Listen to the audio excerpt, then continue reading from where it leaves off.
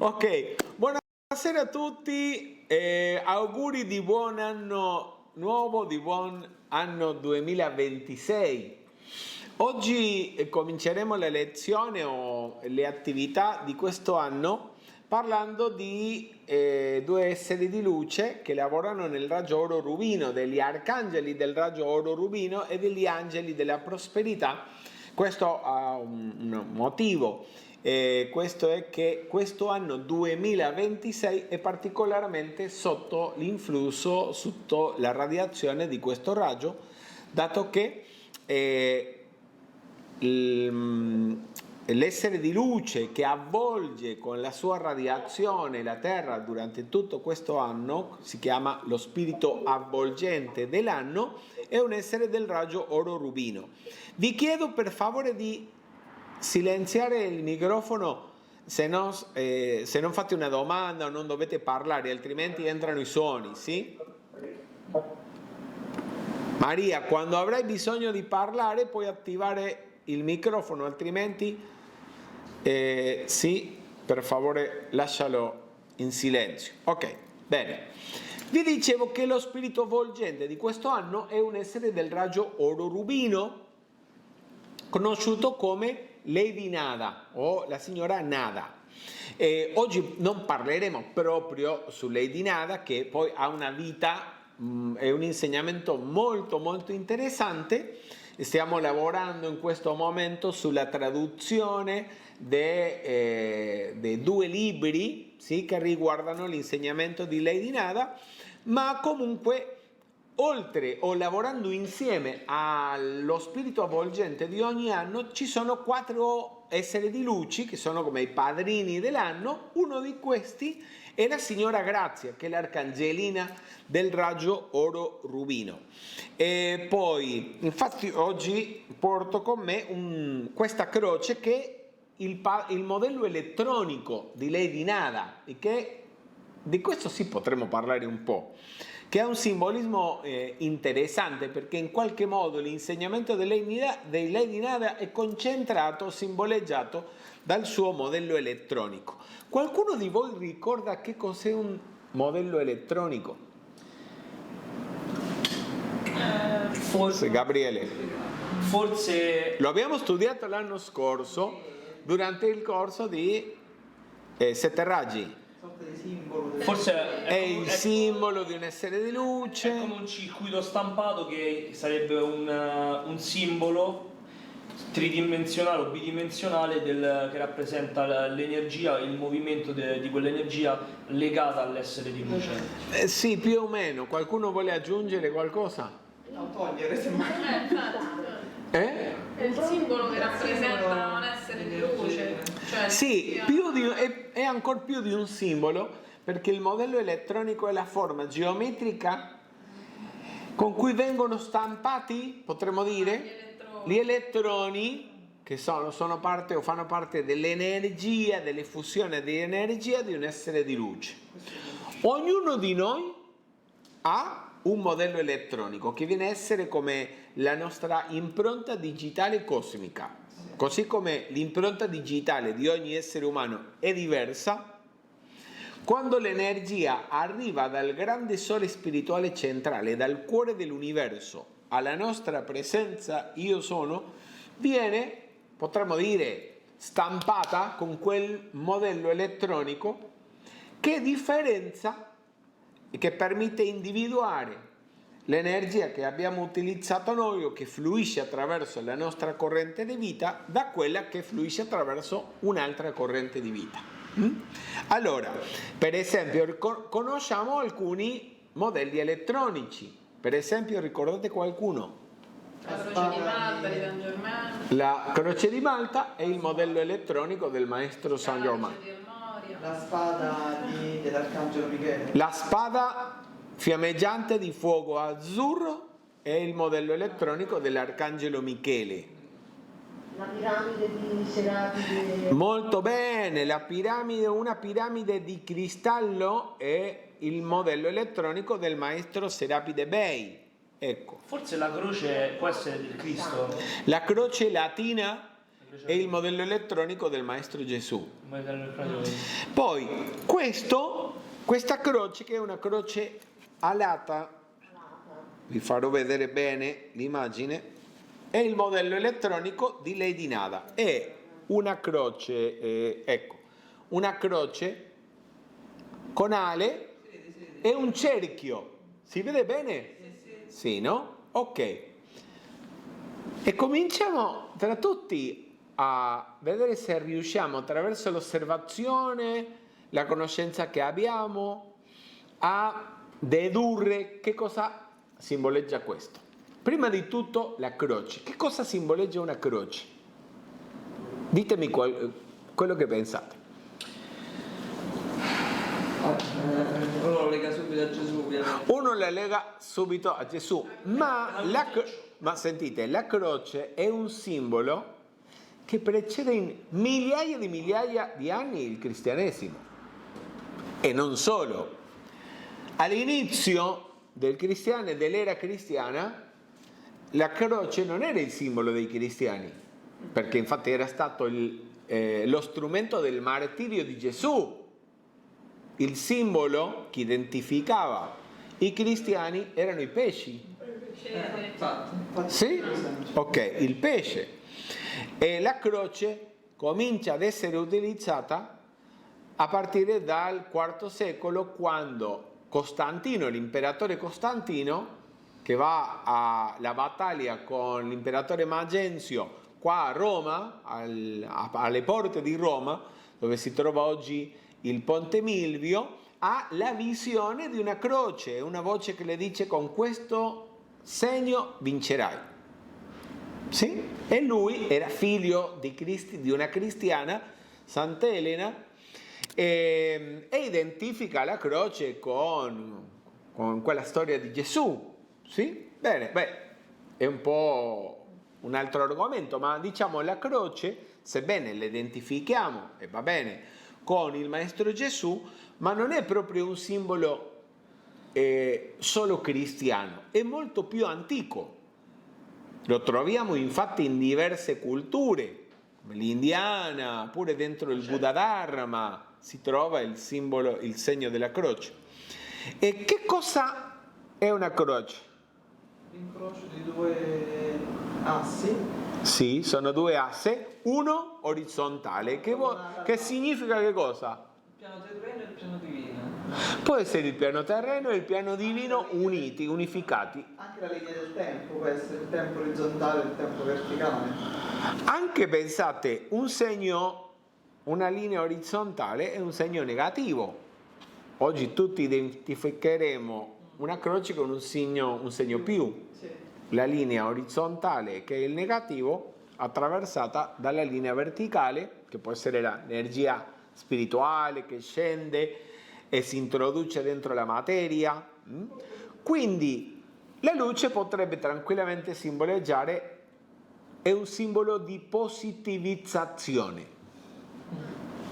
Positivizzazione di che cosa? Del negativo e Di un ciclo. Sì, del negativo, evidentemente. Ma che cosa? Il negativo dove? Della vita, del karma. Se volete potete partecipare, Celina, Romina, se vi viene qualcosa da dire. delle cellule. Ok, il 4 nella Costituzione umana che cosa simboleggia? La terra. Il 4 è il simbolo della materia, sì, il numero della materia. La materia, perché il 4 è il numero della materia? La materia è composta dai 4 elementi, quindi una croce il 4 della croce sono i 4 elementi: terra, acqua, aria e fuoco. Bene, allora, anche nel caso dell'essere umano, l'aspetto materiale dell'essere umano nella Costituzione umana qual è? Lo stesso. Sempre terra, acqua, siamo composti da questo. Ricordate l'immagine della presenza io sono, dove viene raffigurata la costituzione dell'essere umano come un essere trino. Qual è la trinità nell'essere umano? Io sono. Spirito, anima e corpo, oppure presenza io sono, Cristo interno e personalità. Quale di questi tre aspetti rappresenta la materia, l'aspetto materiale dell'essere umano? La personalità. E la personalità è composta da che cosa? Mentale. Dai 4? Eterico, spero. Ecco, sì, come si chiamano quelli?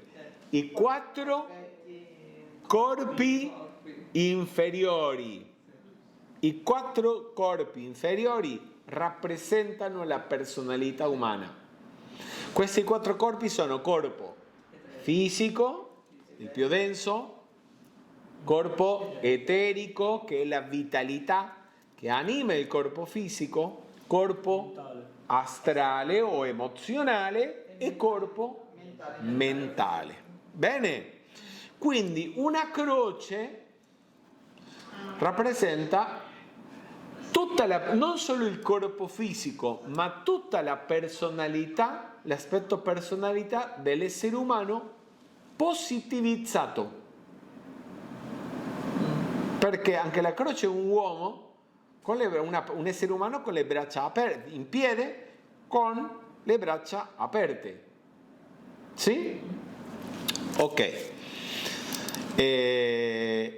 Infatti la crocifissione simboleggia questo, la piena, totale positivizzazione della personalità umana. Quando non resta nella personalità umana nulla, niente di negativo, niente che non sia Dio, l'essere interno, che si esprime attraverso questi 4 veicoli inferiori. Questo è l'obiettivo, infatti, dell'evoluzione umana. Siamo venuti a questo mondo prima per costruirci, poi raggiungere il controllo di 4 veicoli che ci permettono, come spiriti, come esseri divini, di esprimerci nel mondo materiale o fisico, nel mondo eterico, nel mondo emozionale e nel mondo mentale. Ma noi non siamo i veicoli, la personalità e la macchina. Noi siamo il guida di quella macchina, o dovremmo essere il guida della macchina. Ma in realtà non riusciamo a essere il guida della macchina. La macchina è un po' come un cavallo, un asino che non sono stati, come si dice, addestrati, ecco, non sono stati addestrati, e a volte lo spirito vuole andare a sinistra e l'asino vuole andare a destra. Sì? Ok? Bene. Domande? Si capisce un po' l'argomento? Sì. Sì, bene. Allora, come si potrebbe addestrare uno dei corpi inferiori per tendere verso la positività? Magari io parlo per me, a volte ho dei momenti in cui mi raggiunge una forte rabbia, però è semplicemente un'energia che va indirizzata nella maniera giusta. A volte il mio corpo mentale... Bene, ok, diciamo, stai pieno di rabbia. Quella rabbia si esprime soprattutto attraverso uno dei nostri corpi, uno dei corpi della personalità. Che corpo è? Il corpo astrale o il corpo emozionale. Quella rabbia viene dall'essere interno o è qualcosa che sorge dall'essere esterno, dalla personalità, dalla mancanza di ordine della personalità? Nel mio caso Ecco, dal secondo caso. Quindi quello viene controllato, più che controllato, trasmutato, purificato, cioè imparare a controllare quello, il mondo emozionale. Puoi usare, perciò stiamo studiando metafisica, usare i raggi, per esempio il decreto, la visualizzazione, l'invocazione, in questo caso i raggi. Che raggio potresti usare per trasmutare un'apparenza di rabbia? Potrebbe essere il violetto, oppure quello arancio rubino per la pace. Il raggio oro rubino della pace per sviluppare pace, o il raggio, anche il raggio rosa dell'amore. Ecco, bene. Oltre a questo, questa croce già abbiamo detto, la croce rappresenta l'essere umano. È un segno più, cioè è positivizzazione. Anche simboleggia la personalità umana. Ok, poi alle alle. Queste alle a che cosa servono? Che cosa pensate che può essere una croce alata? Beh, se lo leghiamo a questo dovrebbe essere appunto come hai detto te, cioè portare la nostra divinità in terra. Ecco, è una croce, una positivizzazione che ci porta all'ascensione, ci porta in cielo, a unificare la personalità con l'essere interno, con la presenza io sono. Pure c'è un cerchio. Che cosa sarà il cerchio? Il cerchio può essere simbolo dell'infinito, sempre un cerchio è simbolo, tra altre cose, dell'infinito. Perché? Non c'è inizio né fine. Perché non ha un inizio né un fine, quindi è una positivizzazione, è l'ascensione, è raggiungere la coscienza divina o la coscienza infinita. Anche un cerchio è protezione, è il cerchio di luce che ci protegge e non permette che il negativo entri. Quando tu stai in un atteggiamento positivo, le tue vibrazioni si elevano a continuazione, fino a che un giorno raggiungerai la coscienza divina. E questo atteggiamento positivo è anche una protezione, non permette che le cose negative entrino. Per esempio? Immaginazione. Voglio dire, quando parliamo di positivizzarci, positivizzare la nostra coscienza, come lo facciamo? Con i pensieri positivi, pensando positivamente. Vuoi avvicinare il microfono, Elena, così? Sì, poi anche vabbè, con i pensieri positivi. Pensando positivamente, parole positive. Bene. Quello che tu non vuoi che succeda, che appaia, che entri nella tua vita, che cosa dovresti fare? O non dovresti fare? Non lo voglio. Non lo voglio, non lo penso, non parlo di quello. Perché quando lo parli, quando lo dici, stai rompendo o aprendo questo cerchio e aprendo la porta affinché il negativo possa entrare.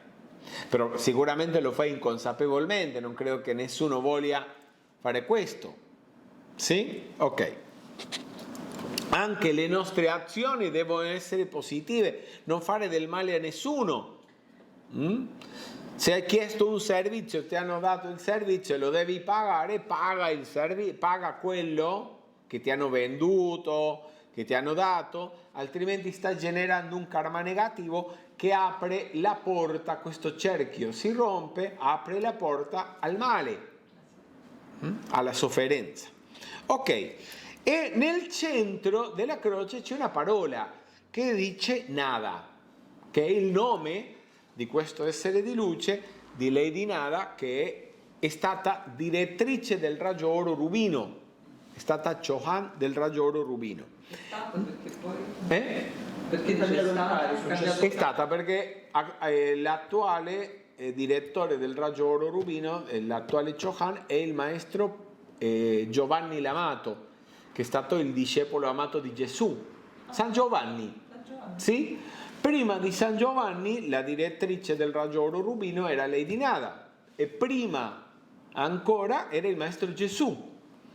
Durante tutta l'era dei pesci, che è stata un'era sotto la radiazione del raggio oro rubino della pace, siccome il maestro Gesù era l'avatar dell'era dei pesci, lui era anche il direttore del raggio oro rubino. Di solito l'avatar di un'era è il direttore del raggio più attivo in quell'era. Per esempio, l'attuale era dell'Acquario è sotto che raggio? sotto il raggio violetto. Per questo motivo l'avatar dell'era è il maestro Saint Germain. Sì? Ok, perfetto. Allora, Lady Nada, che cosa vuol dire nada? Nada in spagnolo significa niente, nulla. In italiano pure si capisce o no? Sì. Diciamo anche noi, nada è nada. Nada è nada, nada è nulla. Ok, lei si chiama Nada proprio per quello, per nada. Lady Nada racconta che durante la sua ultima incarnazione, lei faceva parte di una famiglia dove le sue sorelle e tutti i membri della famiglia erano persone con grandi talenti, sia per l'arte, per scrivere, il padre era un uomo di affari molto potente, eccetera. L'unica che apparentemente non aveva nessun talento particolare era lei. Era come nada, nulla. E comunque sin da bambina cominciò ad avere un rapporto con l'Arcangelina Carità. L'Arcangelina Carità è l'Arcangelina del raggio rosa dell'amore divino ed era sua maestra, sua guru.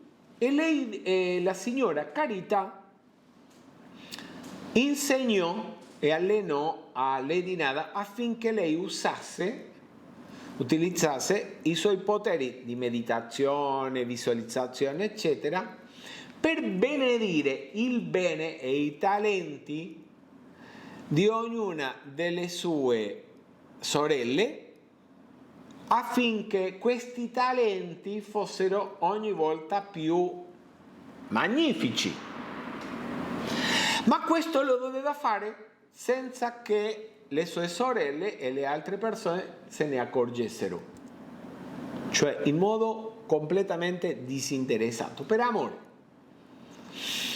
Prima cominciò allenando a Lady Nada affinché lei imparasse attraverso la visualizzazione, la pratica spirituale, per esempio a far fiorire un fiore, a aprire un fiore, no? O crescere una pianta.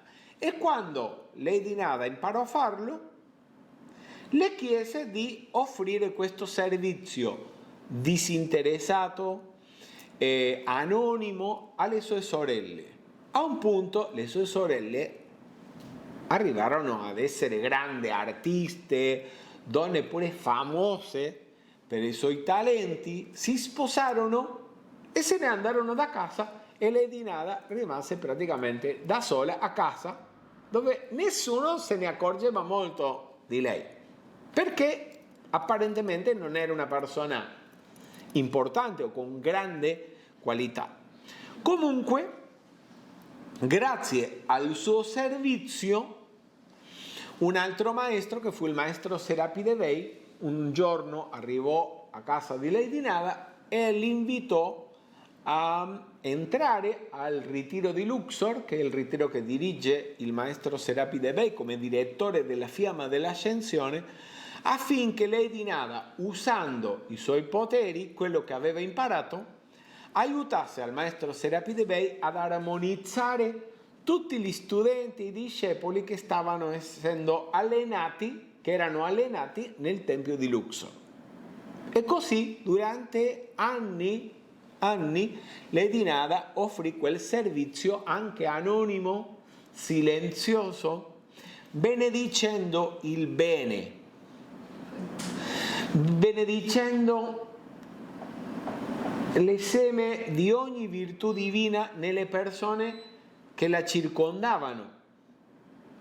E così finalmente lei raggiunse la sua ascensione. Che cosa insegna Lady Nada?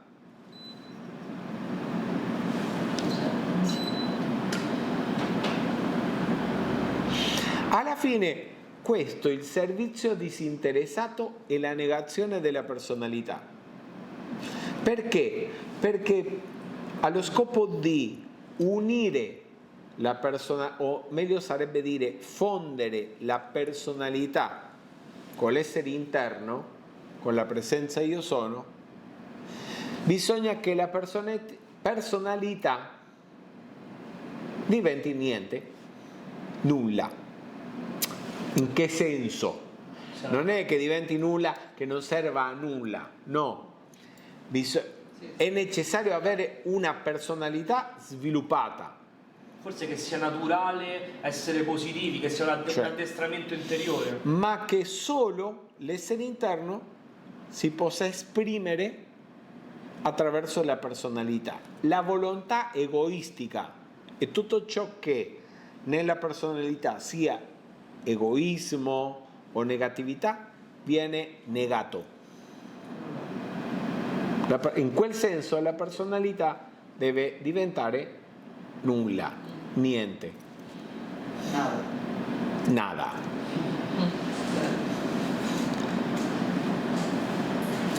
Ci sono domande, qualcosa che volete condividere? Perché questo che stiamo parlando sono cose proprio del sentiero spirituale. Quindi Come avviene il cambio di incarico da un reggente all'altro? Da Da un reggente a un altro? da un essere di luce come avviene? Perché le cariche, usando il principio di corrispondenza, in un governo, la carica di presidente, per esempio, è una carica che ha una durata, determinati anni. Lo stesso potremmo dire capita per principio di corrispondenza nel piano dentro la gerarchia spirituale. Tutte le cariche dentro la gerarchia spirituale hanno una durata. Sì? Di solito quando l'essere di luce che occupa, per esempio nel caso dell'avatar di un'era dura 2000 anni la carica, ma in altri casi possono durare di più o di meno.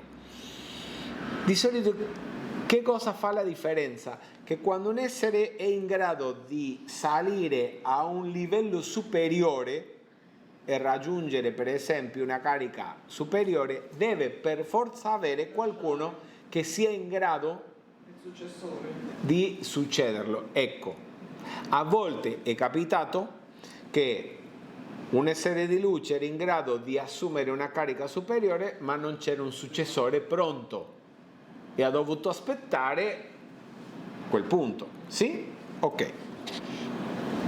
Infatti nel caso di Lady Nada in realtà è un essere del raggio rosa, dell'amore divino, non del raggio oro rubino. Ma grazie a che durante la sua evoluzione lei aveva sviluppato i momentum, cioè gli impulsi di qualità divine che la capacitavano per assumere la carica di direttrice del raggio oro rubino, è stata scelta per fare quello. Sì? Ok. Poi quando Giovanni l'Amato è stato in grado di assumere come Chohan del raggio oro rubino, lei ha potuto andare avanti svolgendo altri lavori, potremmo dire. Sì, un'altra domanda se c'è? Non c'è. Bene. Andiamo avanti con l'arcangelo Uriel e la signora Grazia. Sì? Questa è la bibliografia consigliata per l'attività di oggi, soprattutto il libro Angeli, e potete ovviamente approfondire con il libro Sette Raggi. Mi piacerebbe iniziare chiedendo che cosa sapete degli angeli?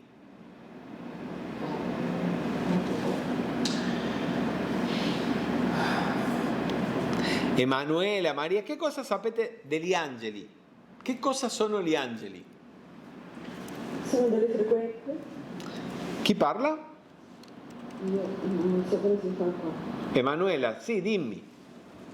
Sono delle frequenze che abbiamo. Frequenze, ma frequenze è molto generico il termine. Dei messaggeri. Gli angeli sono messaggeri, infatti la parola angelo vuol dire messaggero, ma messaggeri di chi? Messaggero della Meloni, messaggero di Trump? No, cioè, Nella Bibbia sono i messaggeri di Dio. praticamente. Ecco, sono i messaggeri di Dio. Ok, qualcosa potete aggiungere? Sono sotto come grado, diciamo, agli arcangeli, no? Sì, Quindi- gli angeli in generale lavorano sotto la direzione Sì. degli arcangeli. E quindi immagino che ogni gruppo di arcangeli, Avvicina per favore. immagino che ogni gruppo di angeli segua la linea dell'arcangelo, nel senso che sia di quel raggio. Ecco, proprio, gli angeli si organizzano secondo le qualità divine che loro rappresentano o comunicano. Così troviamo una schiera angelica lavorando in ognuno dei 7 raggi. Bene, Noi siamo cresciuti anche con il retaggio dell'angelo custode, cioè ad ognuno di noi è stato affidato un angelo. ecco, ognuno di noi ha un angelo conosciuto come l'angelo custode. È il Perfetto. messaggero della presenza io sono al corpo del veicolo inferiore. E non proprio, ha un obiettivo, un lavoro proprio, ma non è che necessariamente sia un inviato della presenza io sono, sì? È più un collaboratore, diremmo, del nostro spirito, l'angelo custode. Gli angeli, il regno angelico è un regno che si evolve parallelamente a quello dell'essere umano. Ci sono 3 regni che si evolvono contemporaneamente nel nostro pianeta. Uno siamo noi, il regno umano, un altro è il regno angelico e l'altro è il regno elementale. Sì? Quindi siamo regno umano, regno angelico e regno elementare.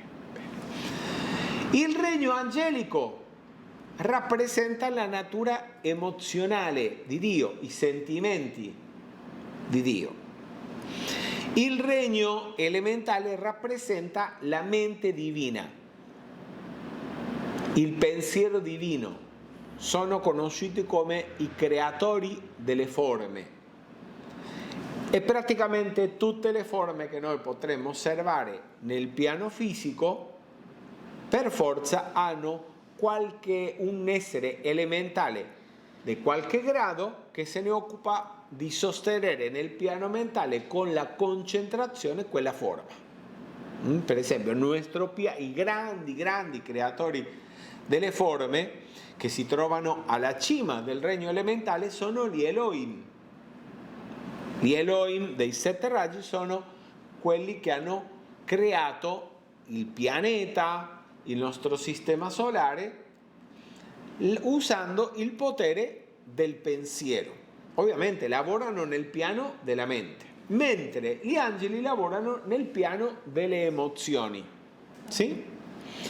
Allora, il regno umano che cosa fa in questa sorta di economia cosmica?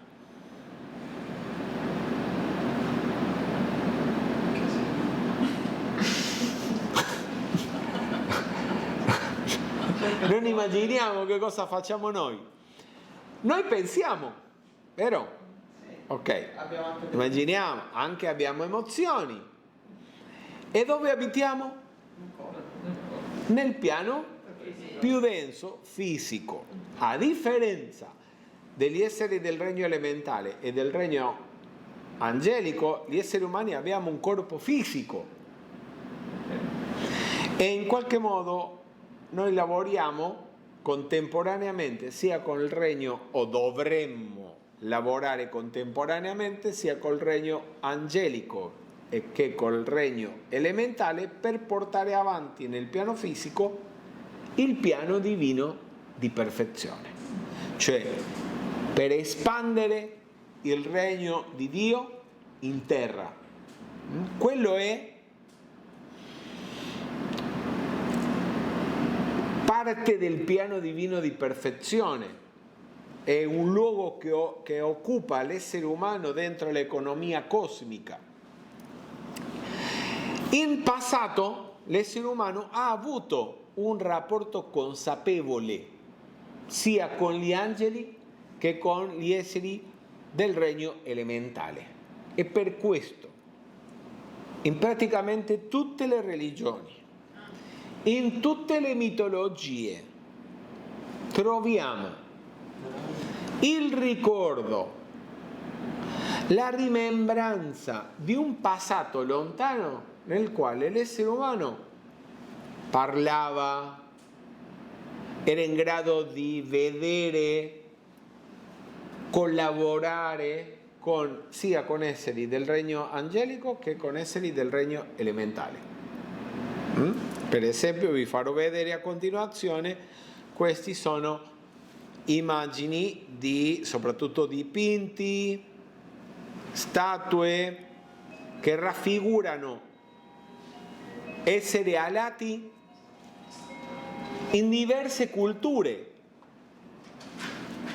Quella che vedete a sinistra in su, Gabriele, resta tranquillo tu. Quella che vediamo in su è una statua di un angelo in un tempio in India. Quella a sinistra in su, la prima. A destra ovviamente questo è un dipinto, se non mi sbaglio, è un dipinto del Greco, sì? Dentro la tradizione del cristianesimo.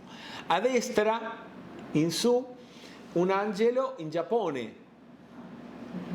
Poi sotto questa statua la conoscete, no? Ecco, Nike è la vittoria di Samotracia. Poi in centro un angelo dentro la tradizione del Buddha Dharma, pure in India, e poi un Isidea, Alata, sì? Nell'antico Egitto. Cioè, in culture che apparentemente non hanno avuto né storicamente né fisicamente un rapporto, vediamo che ci sono raffigurazioni di esseri alati. Chiedo scusa, sì. Ho avuto un imprevisto, non so che sono appena arrivato, devo andare di nuovo, mi dispiace. Ok. Sarà per la prossima. Ciao.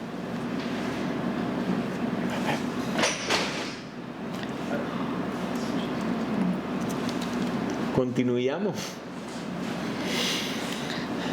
Allora, qualcosa di simile succede con gli esseri del regno elementale, perché dentro soprattutto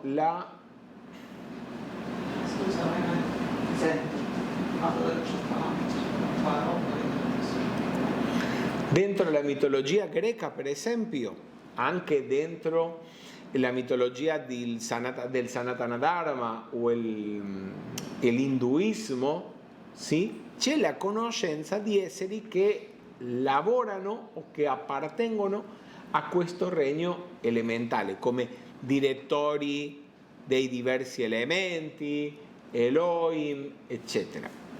Ok. In questa nuova era dell'Acquario, perché stiamo studiando questo? Perché in questa nuova era dell'Acquario gli esseri umani stiamo chiamati a di nuovo lavorare insieme consapevolmente sia con il regno angelico che con il regno elementale. Quando facciamo servizi, decreti, invochiamo i 7 raggi o invochiamo gli esseri di luce, stiamo in qualche modo attirando l'attenzione e le energie che dirigono gli esseri angelici e gli esseri del regno elementale. Sì? Sì, dimmi Artemio. Naturalmente niente avviene per caso, ma il fatto che abbiamo perso questo rapporto, questo contatto, specialmente con gli esseri angelici, è stato, diciamo, un colpo che abbiamo perso, una battuta che abbiamo perso, oppure è stato un processo necessario per il nostro processo evolutivo? È stato un processo che viene denominato, per esempio, dalla Bibbia come la caduta dell'uomo. Qual è la caduta? O l'espulsione, simbolicamente dall'espulsione di Adamo ed Eva dal paradiso terreno. Cioè, basicamente, che cosa è successo? Quando l'essere umano ha cominciato a usare i poteri creatori, quali sono i 4 poteri creatori dell'essere umano? Pensiero, sentimento, parola e azione. Quando abbiamo cominciato a usarlo in modo distruttivo, negativo, Ad Atlantide, no? Ad Atlantide. sì, prima ancora durante la Lemuria, durante il continente di Mu, ha cominciato a abbassarsi la frequenza vibrazionale dei nostri corpi, della materia stessa, la materia mentale, emozionale e pure fisica. E così, piano piano, abbiamo cominciato prima a perdere la capacità di vedere, sentire, percepire attraverso i nostri sensi questi esseri di luce. Finalmente abbiamo perso pure la memoria della loro esistenza. Quella memoria è rimasta solo attraverso, come vi dico, libri sacri, racconti che oggi ci appaiono un po' come una leggenda nei libri sacri, oppure la mitologia dei diversi popoli.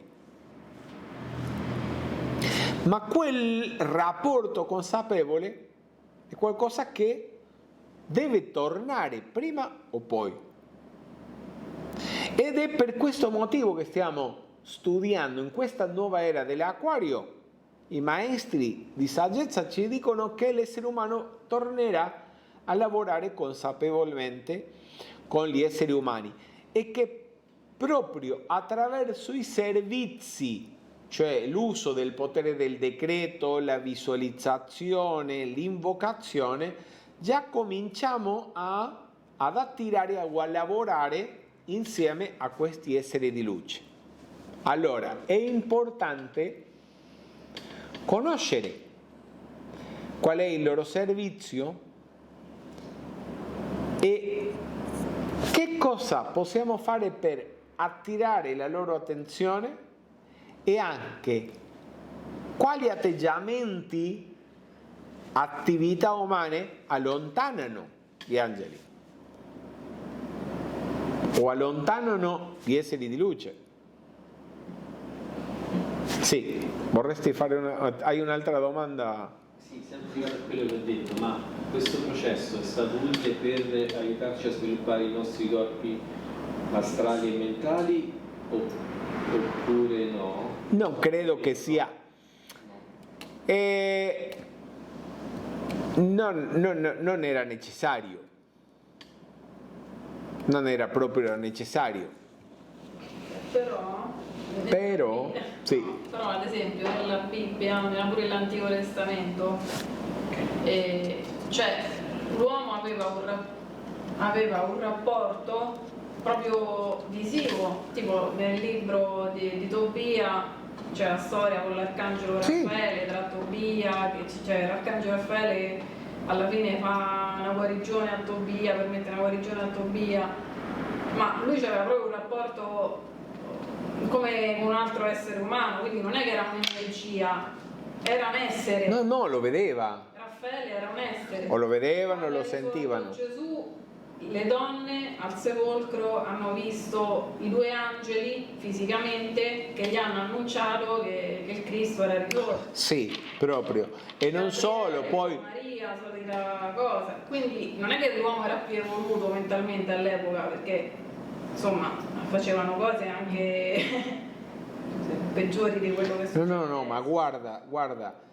quando parlo che l'essere umano aveva un rapporto consapevole, era che tutta l'umanità aveva un rapporto consapevole. Ora, dopo la caduta dell'umanità e fino ad oggi, sono stati ogni tanto degli esseri umani che hanno mantenuto quel rapporto consapevole, che Tobia vedesse l'arcangelo Raffaele non vuol dire che tutti gli esseri umani a quell'epoca erano in grado di farlo, infatti sicuramente no, ma durante, per esempio, tra i mistici del cristianesimo, per nominare alcuni, c'è Santa Teresa d'Avila, San Giovanni della Croce e tanti altri, parlano di avere avuto in qualche momento o in diverse opportunità durante la loro vita una visione o una comunicazione con il regno angelico, una comunicazione consapevole. Non stiamo parlando di medianità, non stiamo parlando di che hanno fatto niente di strano, no, semplicemente che vedevano, sentivano quell'essere di luce come noi ci stiamo vedendo, come ci stiamo vedendo noi stessi. Era proprio un essere. Sì? Ok.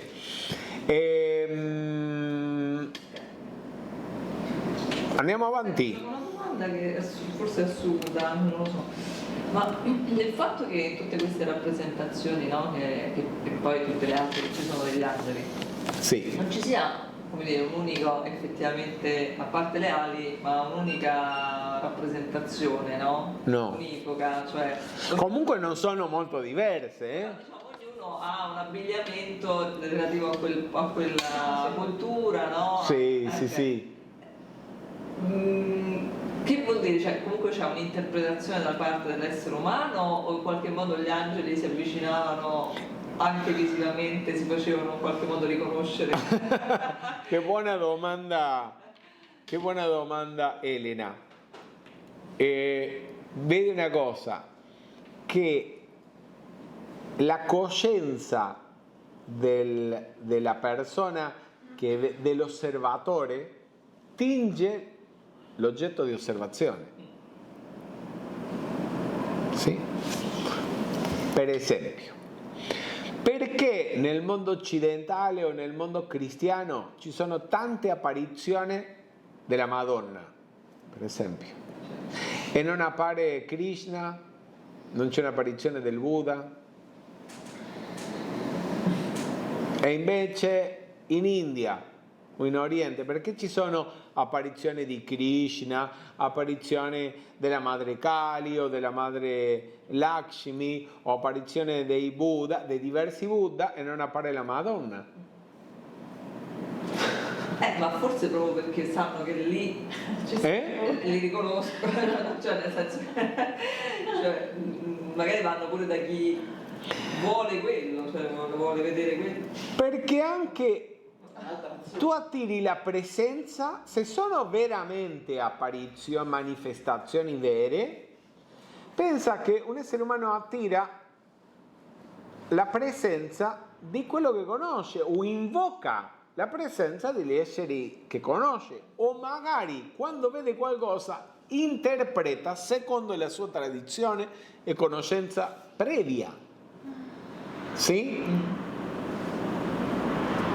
Per esempio nel caso di Bernadette, sono stato poche settimane fa a Lourdes in Francia, dove all'inizio dell'Ottocento sono state queste apparizioni, a metà dell'Ottocento sono state le apparizioni della Madonna, ma in realtà Bernadette o Santa Bernardetta, quando ha queste apparizioni, mai la donna che appare le dice di essere la Madonna, mai.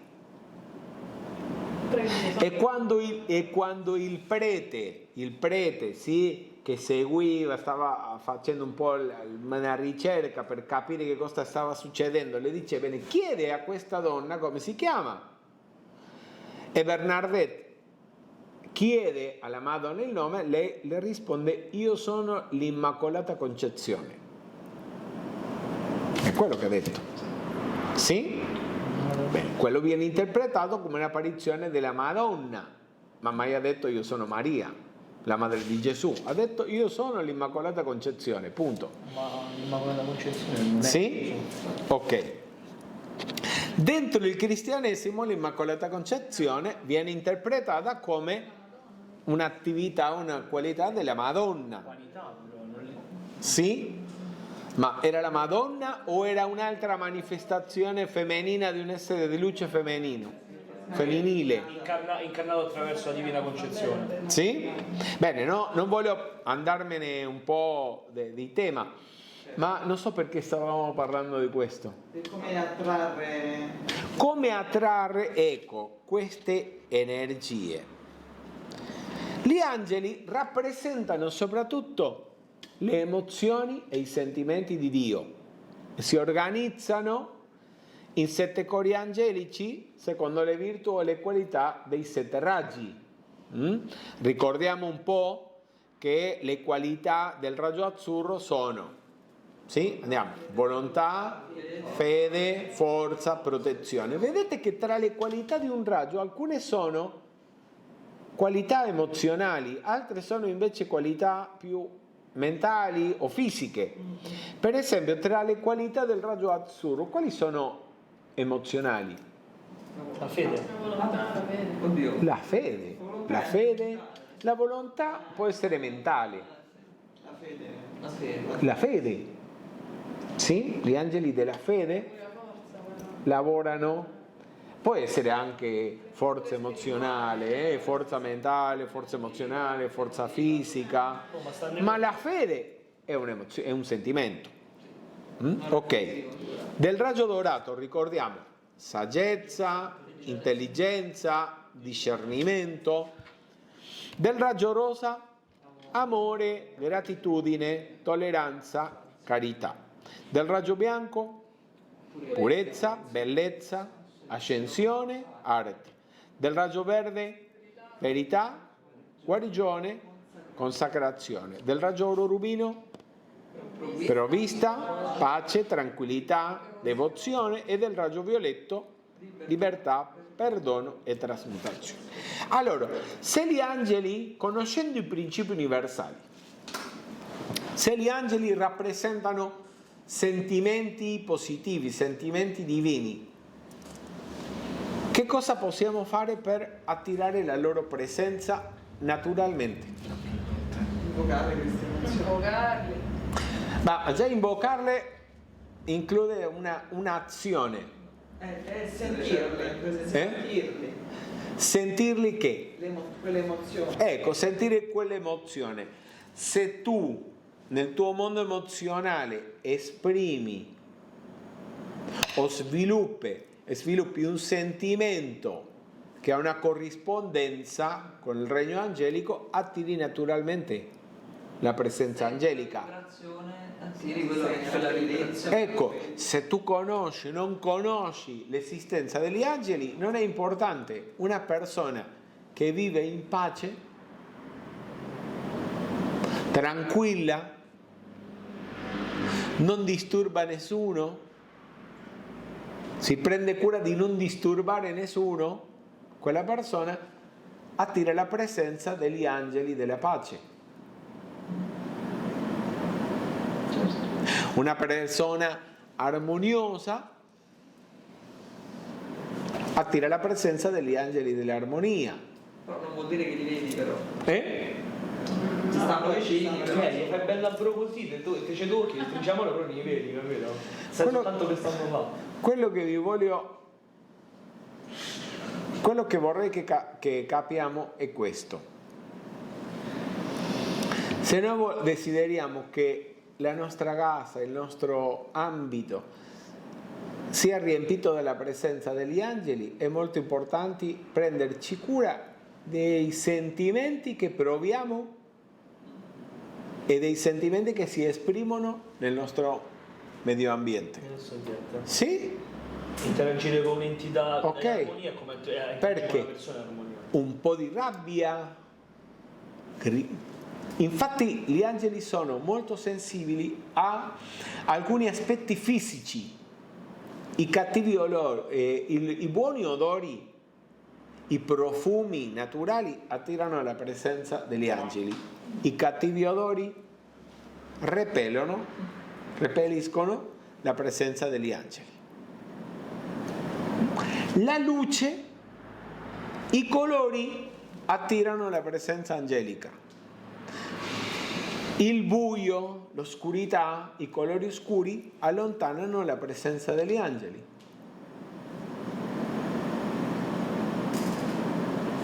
La musica armoniosa, gradevole, che ci aiuta a tranquillizzarci, attira la presenza angelica. I rumori allontanano la presenza angelica. Ma questo vuol dire che gli angeli vivono qui con noi.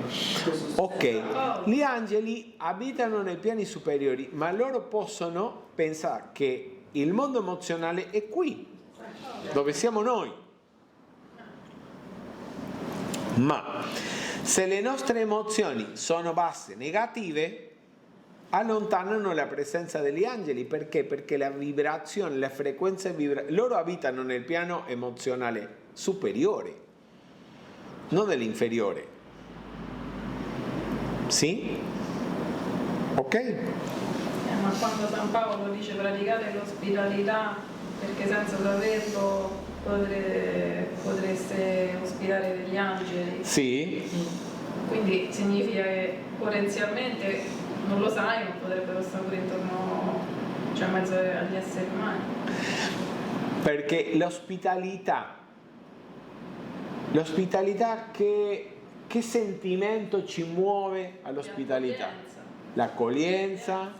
E l'accoglienza è verso l'altra persona, la carità. è amore, è carità, può essere a volte anche compassione, l'ospitalità, no? Quando una persona è in problemi ne ha un bisogno forte, no? Di essere aiutato, è anche un'espressione di compassione. Tutti sentimenti positivi che attirano la presenza angelica. Però l'angelo custode è sempre con noi. E l'angelo custode è vero, è sempre con noi. Bene, già abbiamo parlato dei 7 direttori della schiera angelica. Ok, gli arcangeli sono grandi e anche gli angeli sono una concentrazione di una particolare virtù divina, a differenza degli esseri umani, che durante la nostra evoluzione dobbiamo riempire il corpo causale e quindi sviluppare un po' di ogni qualità della divinità. Gli angeli di solito si concentrano sullo sviluppo di una qualità in particolare.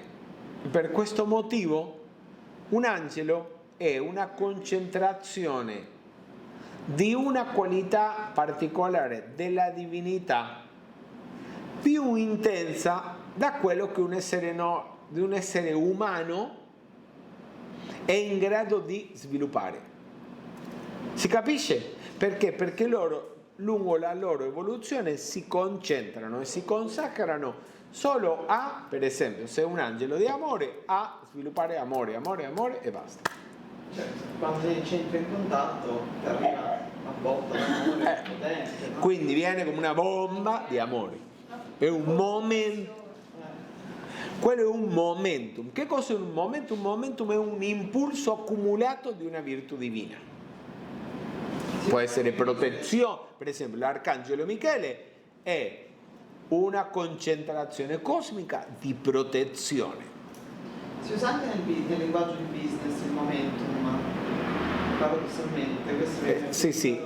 Parlami un po' più alto.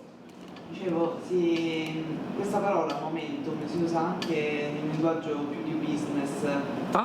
Oggi si usa nel business anche. Tantissimo, sì. E sta a indicare proprio un picco di benessere dell'azienda che viene cavalcato da tutta l'azienda. Quindi se c'è un momentum rispetto a una certa cosa, tutti si concentrano su quell'aspetto lì. Ok. Nel caso dell'insegnamento spirituale, quando si usa la parola momentum, si fa riferimento a un impulso accumulato di una virtù in particolare. E in qualche modo è un termine preso dalla scienza. In scienza un momentum, sì, è questo. Vi ho messo lì una breve definizione. Se un oggetto molto pesante colpisce un altro molto leggero, c'è un piccolo trasferimento di momentum al più leggero che scatta a velocità maggiore, mentre il primo corpo non subisce quasi una leggera decelerazione. Se facciamo la corrispondenza con questo che stiamo studiando, che cosa capita? Quando un essere, pure un essere umano, che abbia sviluppato un momentum di fede, di sicurezza in se stesso, c'è vicino una persona che a differenza ha timore, paura, non ha fiducia di se stessa, può aiutare a quella persona a sentire fiducia in se stessa e non perde la propria fiducia o la propria fede, si capisce? Sì, ma come con l'esempio? Con l'esempio. Con l'esempio, anche parlando o semplicemente per la vicinanza. Osmosi. Sì, potremmo dire per osmosi e per radiazione. Quando una persona ha raggiunto un certo livello di evoluzione e irradia, diciamo, un certo grado di luce, a volte tu, vicino a quella persona, non ti puoi sentire triste.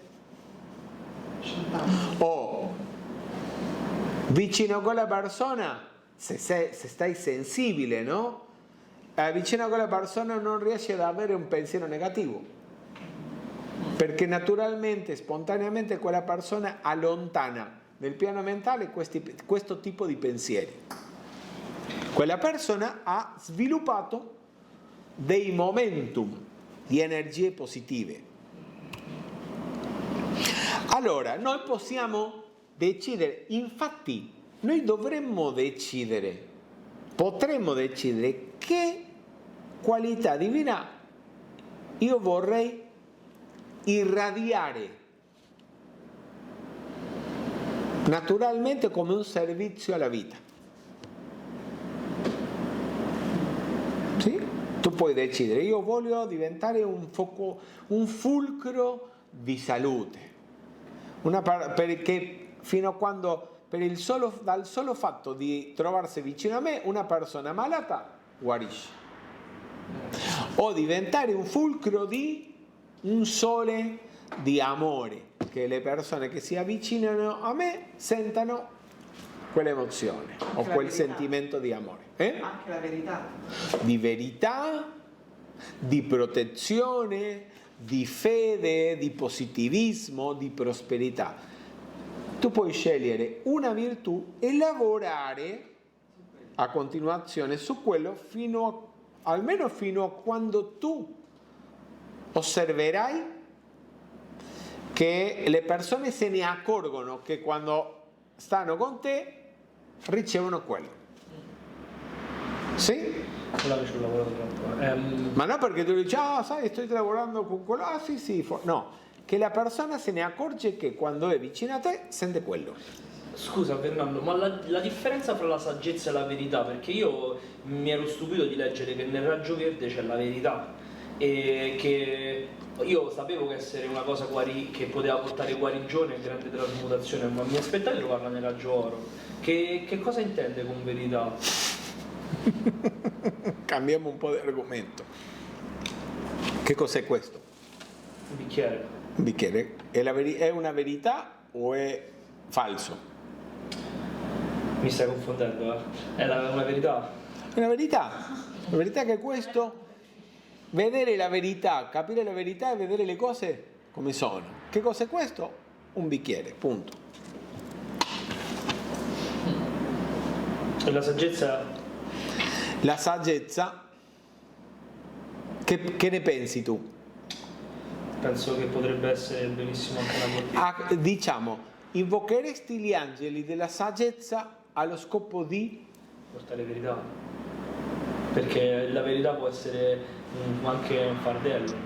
Ok, in quel caso il problema non è per te che cos'è la verità, ma come comunicarla.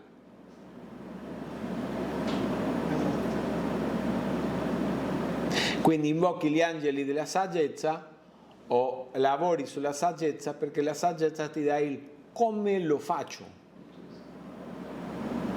Come faccio questo?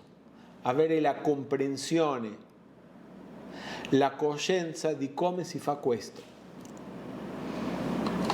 Quindi più per raggiungere, cioè la saggezza è più una serie di verità, cioè è più una serie di verità piuttosto che una cosa simile. Gabriele, poi un altro giorno approfondiamo su questo argomento. Oggi parliamo sugli angeli della prosperità. Sì? Della prosperità. Ok, facciamo insieme questo trattamento, per favore. Io sono la fiamma oro rubino della pace, la devozione e il misticismo dell'amato arcangelo Uriel, portando alle mie mani tutta l'opulenza e il denaro di Dio. Grazie Padre. Ok, allora tu puoi scegliere, come vi dicevo prima, una qualità e lavorare su quella qualità. Infatti questo è il miglior modo di imparare sui raggi, di sviluppare consapevolezza sulle qualità e sugli esseri di luce di ogni raggio. Non è un giorno invocare la fiamma violetta e l'altro giorno invoco o lavoro col raggio azzurro, eccetera. Che poi la fiamma violetta viene usata quotidianamente, sì?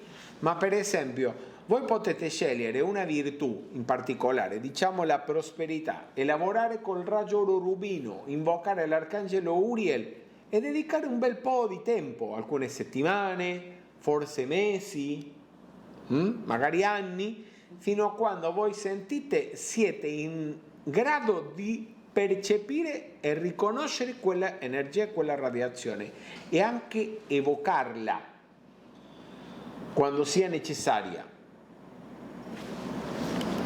Vi lascio questo. Uriel, leggiamo. Uriel è il trasmettitore della provvista necessaria per soddisfare tutte le richieste materiali, vitali, emozionali e mentali di ogni corrente di vita incarnata o disincarnata nel pianeta Terra. La provvista, che è l'attività particolare dell'arcangelo Uriel, non è solo provvista somministrazione materiale, fisica di soldi, non è solo soldi, potrebbe essere anche vestiti, cibo, aria, acqua, una casa, ma è anche somministrazione di energia, di vitalità, somministrazione di conoscenza, di informazione, di saggezza.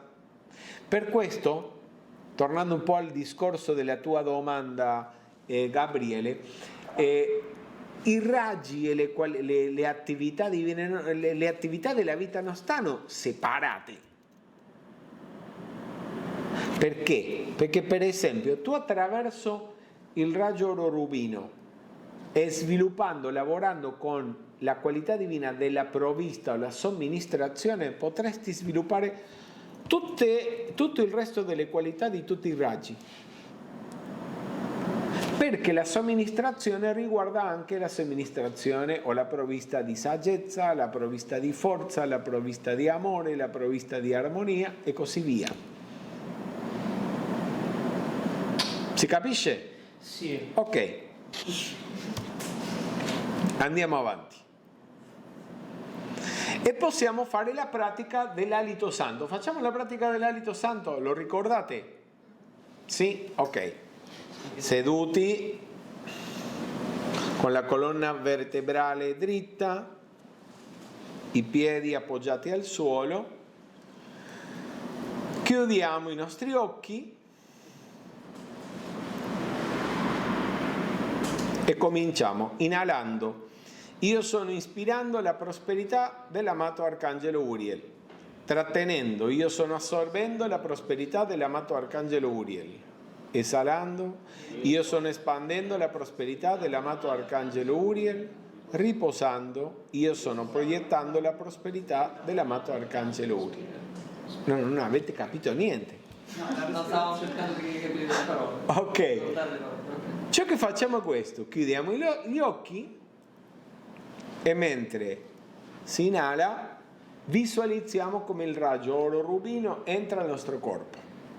Trattenendo l'aria dentro il corpo assorbiamo il raggio oro rubino, esalando espandiamo il raggio oro rubino intorno a noi e riposando senza aria visualizziamo la proiezione di questo raggio oro rubino a tutta la vita. Chiudiamo un attimo gli occhi e facciamo la pratica. Inalando, io sono ispirando la prosperità dell'amato Arcangelo Uriel. Trattenendo, io sono assorbendo la prosperità dell'amato Arcangelo Uriel. Esalando, io sono espandendo la prosperità dell'amato Arcangelo Uriel. Riposando, io sono proiettando la prosperità dell'amato Arcangelo Uriel. Di nuovo, inalando, io sono ispirando la prosperità dell'amato Arcangelo Uriel. Trattenendo, io sono assorbendo la prosperità dell'amato Arcangelo Uriel. Esalando, io sono espandendo la prosperità dell'amato Arcangelo Uriel. Riposando, io sono proiettando la prosperità dell'amato Arcangelo Uriel. Grazie Padre. Grazie Padre. Bene. Io vorrei, per finire, parlarvi di 2 o 3 cose, approfondire su un argomento che è questo. In questa nuova era, vi dicevo, gli esseri umani e prima di tutto gli studenti torneremo a lavorare consapevolmente con gli esseri angelici, con gli esseri elementali. E infatti, inconsapevolmente, credo per la maggior parte degli studenti, cominciamo a farlo quando partecipiamo in un gruppo di metafisica, soprattutto attraverso i decreti, i trattamenti e anche attraverso l'attività di istruzione stessa. Ma questo è possibile, o capita, quando tutti noi mettiamo dalla nostra parte ciò che serve. Ok. A che cosa mi riferisco? Prima di tutto, abbiamo già spiegato che allo scopo di attirare la presenza degli esseri di luce, degli esseri angelici, non basta solo l'invocazione, non bastano solo i decreti. Se tu fai un'invocazione, invocare che cos'è? Chiamare. E chiamare. Se tu invochi o chiami qualcuno affinché venga a casa tua a cena, sì? Ok? Quando quella persona arriva, che cosa fai? E suona il timbro, apri la porta e poi lo accogli, te ne occupi di lui, sì? Le dai conversazione, lo siedi al tavolo, gli offri un bicchiere d'acqua, un caffè, un tè, poi da mangiare, eccetera. Ok. Se noi invochiamo gli esseri di luce, ma una volta invocati non ce ne occupiamo di offrire l'atmosfera che loro ne hanno bisogno per restare, se ne vanno. O probabilmente, sapendo che non saranno ben accolti, non vengono, nemmeno vengono. Ok? Quindi, che cosa serve per creare un campo di forza? I gruppi di metafisica sono chiamati a diventare o creare un campo di forza attraverso il quale gli angeli, gli esseri del regno elementale e anche i maestri di saggezza possano scaricare benedizioni non solo per gli studenti che partecipano a quel campo di forza o gruppo, ma anche alla zona della città, la città, il paese stesso dove si trova quel campo di forza. Sì? Ok. Cose che sono molto importanti per costruire, soprattutto durante l'attività, il campo di forza, oltre ai decreti, i trattamenti. Una musica armoniosa, tranquilla. Per questo motivo durante le lezioni di solito usiamo le chiavi tonali. Ok. Un ambiente ben illuminato, luminoso, con colori brillanti, con i colori dei 7 raggi. Aiuta tanto se anche noi, gli studenti, indossiamo i colori dei raggi evitando, per quello si consiglia nelle lezioni di metafisica evitare l'uso del nero o di colori troppo scuri. Perché? Perché non aiutano a magnetizzare la presenza angelica. Poi gli aromi, i profumi, soprattutto quelli dei 7 raggi, aiutano tanto. Qualcuno ricorda qual è l'aroma del raggio oro rubino? Arancio. Ginepro, molto bene, grazie Romina. Comunque si può usare sempre in un'attività il sandalo oppure l'incenso. Perché? Perché sia il sandalo e l'incenso sono aromi del raggio azzurro della protezione che aiutano a costruire e anche proteggere il campo di forza. Per esempio nelle chiese per proteggere l'altare si usa l'incenso, perché l'incenso è l'aroma che attira la presenza degli angeli della protezione del raggio azzurro. Nelle lezioni di metafisica si utilizza molto soprattutto anche l'incenso, ma soprattutto il sandalo. Ma se facciamo una lezione sul raggio oro rubino potremmo usare ginepro, per esempio, sì, come ha spiegato Romina. Poi, ma scusami, l'ambiente deve essere luminoso, ma immagino anche pulito. Luminoso, pulito, ben profumato, armonizzato con la musica. È consigliabile almeno mezz'ora prima dell'inizio dell'attività che tutte queste condizioni siano già presenti. C'è un ambiente con musica armoniosa, profumato, illuminato. Sì? Poi durante l'attività è consigliabile che, anche se l'attività è partecipativa, evitare movimenti necessari, rumori, eccetera. Quando la gente arriva in ritardo, tutto quello spezza il campo di forza. Quando a metà di una lezione una persona si alza per andare al bagno, quello spezza il campo di forza. Perché? Perché il campo di forza è creato e sostenuto soprattutto dalla tensione. E quando c'è un'attività che non fa parte quando c'è un movimento, un'azione che non fa parte dell'attività, la tensione viene tolta e la scarica di energia si ferma. Piuttosto che tolta, forse dirottata? Lo stesso, è usare una parola. Che cosa è importante? È importante come a scuola. L'attività dura un'ora e un quarto. Durante un'ora e un quarto prenditi cura di evitare movimenti, vai al bagno prima dell'inizio dell'attività, non arrivare in ritardo, sì?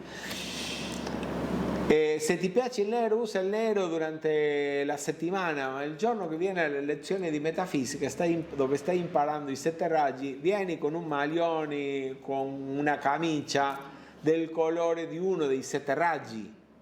Quello aiuta, tutto quello aiuta a costruire il campo di forza. Ok? Bene. Ci sono domande? Il gatto. Io ho una Dimmi Romina. Ma la crociata dove l'hai fatta fare? Sì. No, me l'hanno regalata. Questa me l'hanno regalata, sì. Ecco. Te la vorrei tanto, non la trovo. Sì, l'hanno inviata la persona che me l'ha regalata, l'ha fatto fare. Fatta realizzare, ok. Grazie, era una curiosità. Grazie a voi. Bene, è ora già di finire la lezione di oggi. Vi ringrazio per la vostra attenzione. Ci troviamo, la prossima attività è venerdì? 29 o 30? 29. E c'è qualche libro di Gente del Minuto vicino? Ecco. Venerdì è 30. Venerdì 30. 30. Sì, venerdì 30. Grazie. Bene. È già uscito il libro Gente del Minuto del maestro Saint Germain. Questa sarà la bibliografia delle prossime, delle successive attività di questo corso Chiavi della Prosperità. Ho comprato un'edizione vecchia di questo? Non lo so. Perché io l'ho comprato online. Non credo, perché Gente del Minuto con questo nome... online non so. Ma il libro è appena uscito, credo che una settimana o 10 giorni fa. È un testo inedito in italiano. Ok, un testo del maestro Saint Germain, dove tra altri temi tratta tanti che riguardano la coscienza di prosperità e come raggiungere successo non solo nell'ambito economico o della nostra professione, ma in tutti gli ambiti della nostra vita. Allora, ci vediamo di nuovo con il favore di Dio venerdì 30 gennaio per continuare col corso Chiavi della Prosperità. Bene, buonasera a tutti. Un bacione grandissimo e col favore di Dio ci troviamo la prossima. Sì, a dopo. Ciao. Ciao. Thank you. Puoi girare? Così tutti salutano. Ciao. Ciao. Ciao.